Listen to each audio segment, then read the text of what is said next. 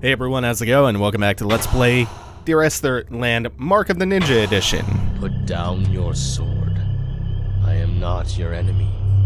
You risked our lives and our clan, all to hide your failure. Who are you listening to? Have the hallucinations grown so strong? The voice you hear is temptation. It is trying to trick you, to turn you against us, to lead you into madness. You must not let it. I've never lied to you. You swore an oath to save the clan. Sacrifice yourself. Reclaim your honor, and you will give us a chance to survive. The clan gave up its honor, its guts, and its pride. It's not worth saving. I will leave you to make your decision. Take our ancestral blade from its shrine, and come when you are ready.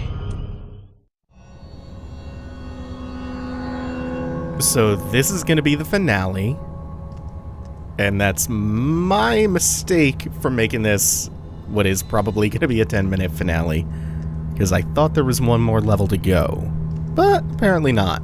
The clan bows its head in shame, as it should. After we kill Azai, we must cleanse the rest of the clan. None of them have any honor. That's a little bit extreme. They called him Azai the Measured, but Azai the Fallen will be his legacy. The original design of this level was a choice between Aura and Azai, and that determined at the beginning of the level what kind of gameplay challenges you faced. This is the shrine of our ancestors. I wish we could hear their advice. But since we already got our release last time... When you finally face Azai, don't let me down. He needs to pay for what he has done. There aren't actually any challenges left. Let me tell you the story of the ink.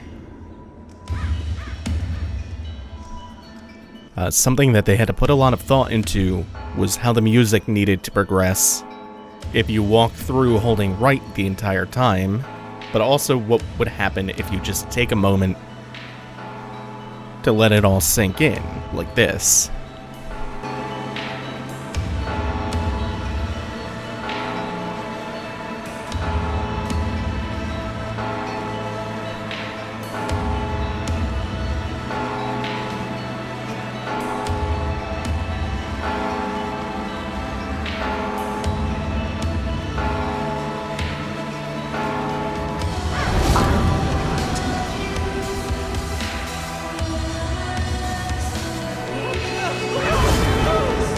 I'm here to help you. Rule number 1, don't get me killed. Hours have been dead a year, maybe more. You picked the wrong guys to rob, Sensei.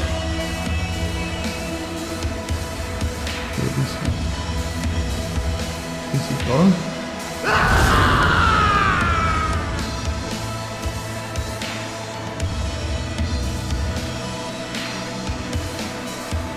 Say, I've never seen anyone live enough to find out.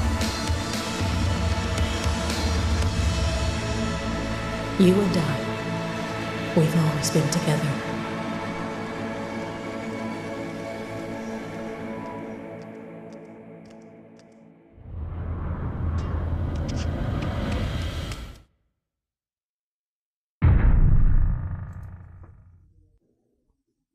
I think choosing to kill Azai here is just...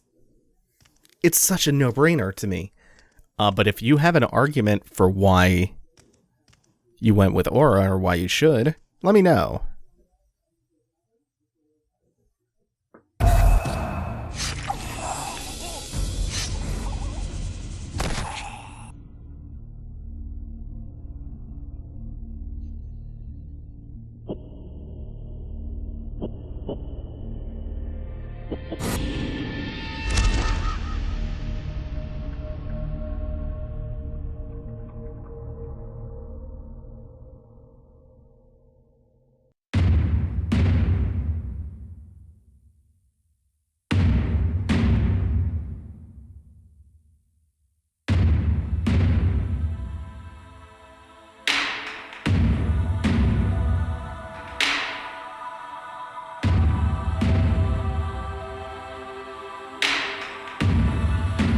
So this is going to be our last chance to bring up that GDC talk that I love talking about, because it's full of these little nuggets, like how succinctly they break down stealth games, and a lot of it comes back to the design philosophy of making information transparent, and it's because of how efficiently they broke down other stealth games that we get this.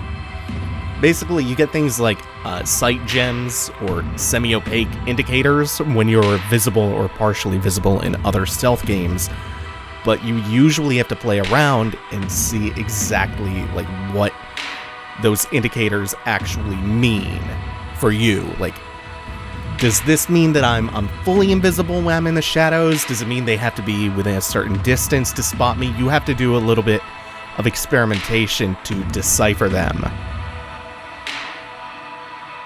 And then being caught or detected tends to be a hard fail state. And fail states in stealth games tend to mean repeating a lot of a sequence.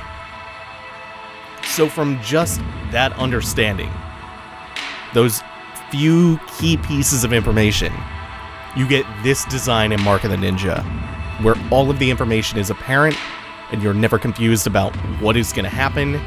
Detection isn't an automatic fail state. Even though you are still super fragile, you can kind of weasel your way out of getting caught. We've seen that a bunch in the LP. And also, dying doesn't mean restarting a really lengthy sequence.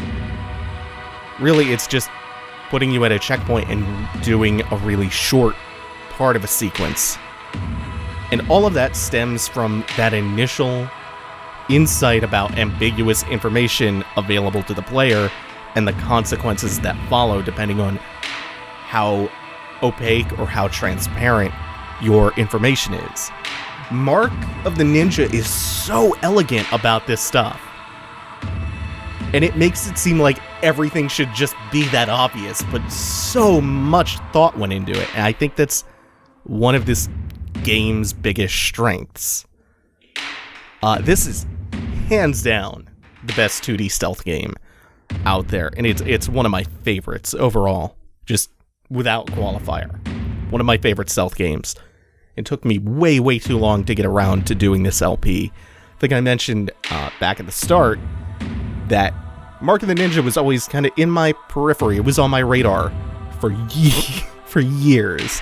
And every year I was like, I should do Mark of the Ninja soon.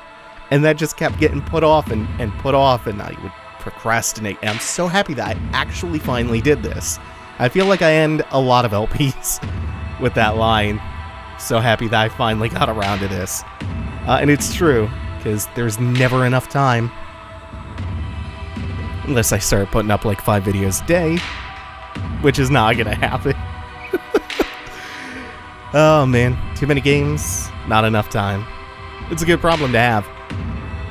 Speaking of games that I've been meaning to get around to, what is next after Mark of the Ninja?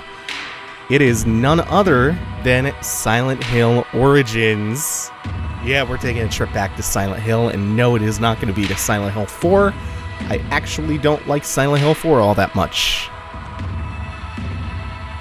But we're coming up on the end, so just a reminder, support me on Patreon, follow me on Twitch and Twitter if you like, and leave a like, a comment, and subscribe for more daily videos. Thank you all for watching. Take it easy. Have a good one, everyone.